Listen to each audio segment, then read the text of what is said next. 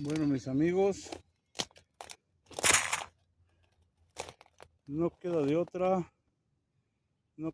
otra que agradecerles que me hayan acompañado a trabajar. Con ustedes platico, con ustedes avanzo poco a poco, pero me siento acompañado por estar haciendo un video. Y honramos primeramente a Dios por nuestro trabajito, por las bendiciones, porque tenemos a un Dios multiplicador, un Dios bondadoso, un Dios dadivoso, un Dios todopoderoso, Jehová de los ejércitos, su Hijo, nuestro Señor Jesucristo, nuestro Salvador Jesucristo, y su Espíritu Santo, que nos acompaña siempre en donde quiera que estemos. Amigo, un consejo: ¿quiere usted avanzar en su trabajo? ¿Quiere usted estar haciendo su trabajo feliz, gozoso, con regocijo, con alegría?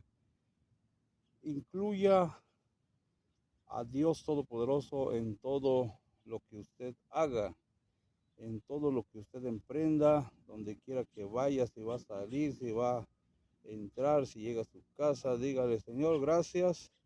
Señor Jehová, gracias. Señor Jesucristo, gracias. Espíritu Santo, gracias.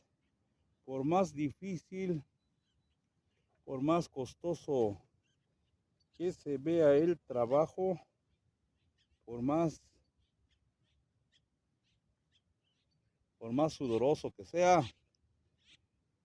Dios es bueno en todo tiempo, Dios es bueno en todo momento. Él es nuestro gran ayudador, nuestra fortaleza. Él es el que nos ayuda siempre en todo, ya sea en problemas, aflicciones, escasez, en todo. Él es un Dios todopoderoso, Dios de lo imposible. Lo que usted ya no puede solucionar, déjeselo en manos de nuestro Dios. Él es especialista en caso imposible. Ya lo que el humano dice, lo que la gente dice: no, pues ya no tiene sentido mi vida. Él lo puede solucionar. Ese vacío que usted siente en su corazón, Él lo puede solucionar.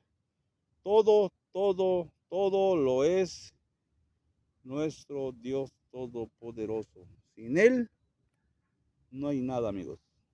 Gracias por acompañarme a hacer otro servicio de limpieza, a hacer parte de jardinería. Esta ha sido nuestra herramienta y un ganchito que ya se me perdió. Saludos, bendiciones a todos, bendiciones.